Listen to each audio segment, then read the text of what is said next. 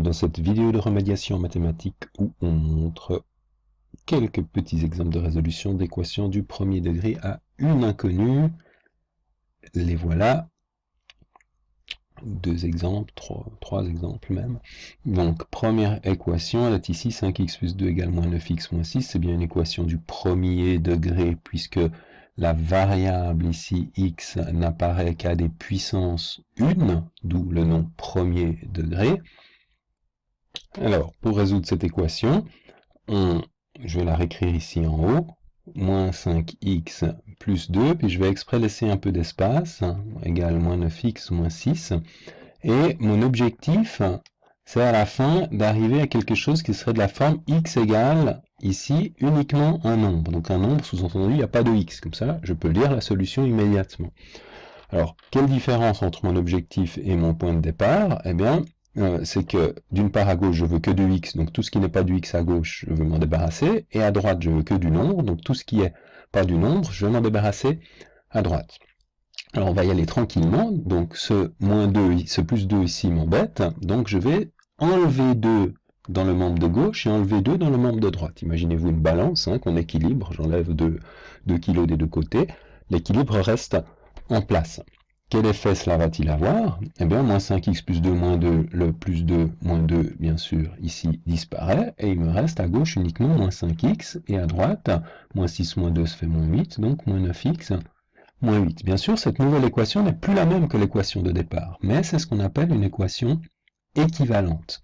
Donc je suis en train d'agir avec les principes d'action sur les égalités, et ces principes d'action me conduisent à une suite d'équations qui sont différentes les unes des autres, mais qui sont équivalentes, l'équivalence me garantissant que les solutions de l'équation de départ et de toutes ces équations successives restent les mêmes. Donc si je trouve la solution de l'équation finale, j'aurai aussi trouvé la solution de l'équation initiale.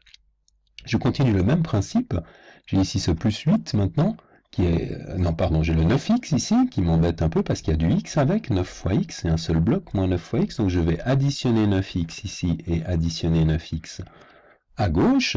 Quel effet cela va-t-il avoir? Moins 9x plus 9x à droite, ça disparaît, et puis à gauche je peux réduire, moins 9x, moins 5x plus 4x, pardon, moins 5x plus 9x fait 4x, à droite il reste uniquement le moins 8, c'est de nouveau une équation équivalente, et puis maintenant, j'ai ce 4 qui m'embête, il est en trop, mais il est multiplicatif ici. Donc si je fais 4x moins 4 des deux côtés, je ne pourrais pas dire que ça va enlever le 4. 4x moins 4, 4x et 4 ne peuvent pas agir ensemble, parce qu'ils ne sont pas de la même famille, ce ne sont pas les mêmes monômes. Par contre, ce que je peux faire, c'est diviser par 4 l'ensemble du membre de gauche et du membre de droite.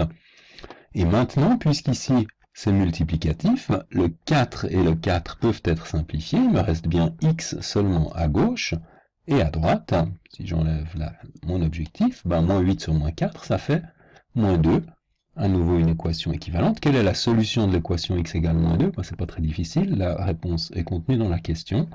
La solution, c'est moins 2, ce qu'on peut écrire comme ça. On peut bien sûr vérifier ici, c'est-à-dire si je remplace x par moins 2, est-ce que j'obtiens une égalité qui est vraie? Moins 5x fois moins 5 fois moins 2, ça fait 10, 10 et 2, 12. Est-il égal, moins plus, 18, 2 fois 9, 18, moins 6, 12. C'est OK.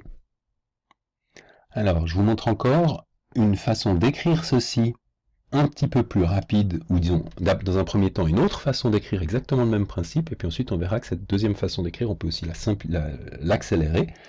Donc, moins 5x plus 2 est égal à moins 9x moins 6. Donc je vais indiquer ici sur le côté les actions. Donc je vais enlever 2 et ajouter 9x. C'est-à-dire que je vais faire ces deux opérations, ces deux actions simultanément. Qu'est-ce qui se passe à gauche si je fais moins 2, 2 moins 2 disparaît, moins 5x plus 9x, ça va me faire 4x. Et puis à droite, moins 9x plus 9x, ça disparaît, moins 6 moins 2, ça fait moins 8. Bien sûr, je continue à indiquer que j'obtiens une égalité, une équation équivalente. Et puis, je continue. Ma deuxième et dernière action, c'est de diviser par 4. La division par 4 à gauche me laisse x, et à droite, moins 8 sur 4 moins 2. Voilà une autre façon d'écrire exactement la même chose. Bien sûr, en concluant que l'ensemble des solutions. Alors pour les équations du premier degré, ça dépend un peu des exigences d'un éventuel professeur, mais on peut vouloir demander d'écrire que les solutions de l'équation, c'est l'ensemble qui contient moins 2.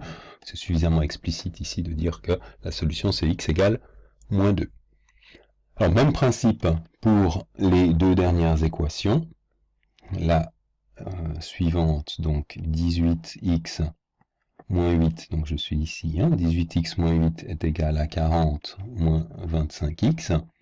Donc, qu'est-ce que j'ai en trop? J'ai le 25x qui m'embête ici, donc j'additionne 25x, et j'ai le 8 ici, le moins 8, donc je vais additionner 8. Simultanément, donc à gauche, 18x plus 25x, 18 et 25, ça fait 43x, et puis moins 8 plus 8, ça disparaît, tandis que dans le membre de droite, le moins 25x plus 25 va disparaître, et le 40 plus 8 va faire 48. Je continue à marquer le fait que j'ai des équations équivalentes. Même chose pour la suivante, où cette fois-ci, je vais diviser par 43. Donc 43x sur 43, ça fait x, et 48 sur 43, ben ça fait 48 sur 43, fraction irréductible, donc une seule solution, qui est une fraction pas très sympathique, mais enfin, elle a aussi le droit d'exister. 48 sur 43, on ne va pas faire la vérification ici, ce sera peu pénible en termes de calcul de fraction. Dernière équation, je la reprends ici, eh bien c'est toujours le même principe. Je vais me rendre compte qu'ici, j'ai ce x sur 4 qui m'embête à droite et ce plus 5 dans un premier temps qui m'embête à gauche. Donc je vais me débarrasser d'eux, donc je vais soustraire x sur 4 des deux membres, et je vais soustraire 5, donc j'obtiendrai une nouvelle équation équivalente. À gauche, j'aurai ici, je vais faire le calcul tranquillement, j'aurai 2 tiers, ou 2x sur 3, ou 2 tiers de x, moins x sur 4, plus 5 moins 5, ça disparaît, et à droite, x sur 4 moins x sur 4 disparaît, il me reste une demi, moins 5.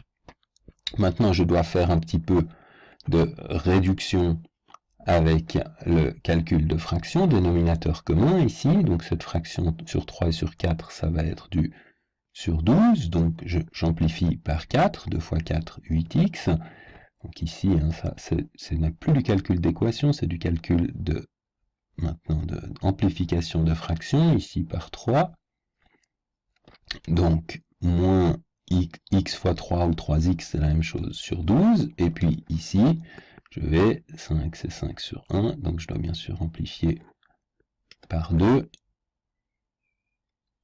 donc je vais obtenir une demi moins 10 demi. Je continue maintenant mon étape de réduction, même dénominateur commun, donc je peux soustraire les numérateurs, 8x moins 3x, ça fait 5x sur 12 est égal à 1 moins 10, pardon, moins 9 sur 2.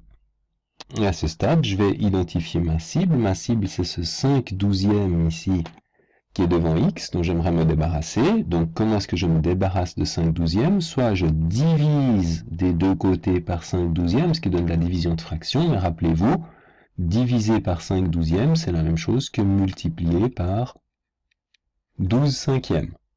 Calcul de fraction. Donc ici, je vais le faire encore une fois tranquillement, je divise par 5/12 des deux côtés, donc le égal disparaît, il vient ici, 5/12 d'x sur 5/12, il va rester x à gauche, toujours une équivalence, et puis à droite, ça me fait moins 9 demi divisé par 15/12, qui est la même chose que moins 9 demi fois 12 cinquièmes, pardon, là c'était pas des 15e, c'était évidemment des cinquièmes.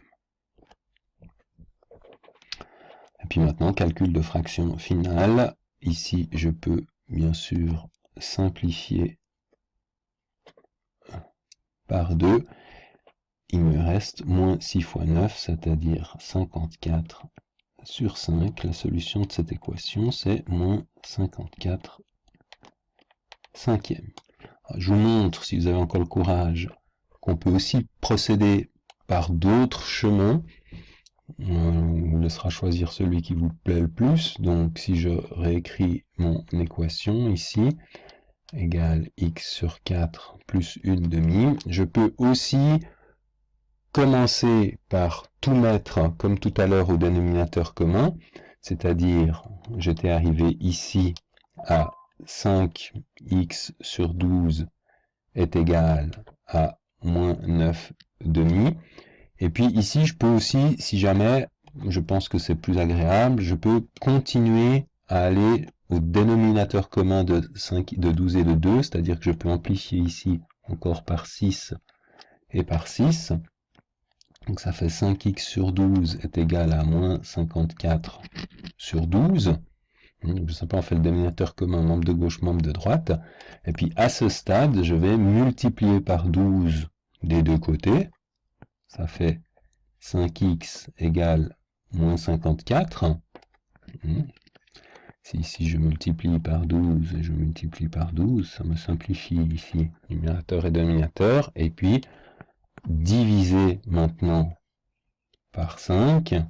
Je divise par 5, je divise par 5, ça me simplifie le 5 et le 5, et il me reste bien, à la fin, x égale moins 54 sur 5, c'est la même chose. Bon, on a passé en deux étapes à la fin, pour éviter de devoir faire cette étape de division par une fraction qui était un peu techniquement pénible. À vous de choisir ce qui vous permet d'être le plus confortable et le plus rassuré possible. Voilà pour ces quelques exemples de résolution d'équations.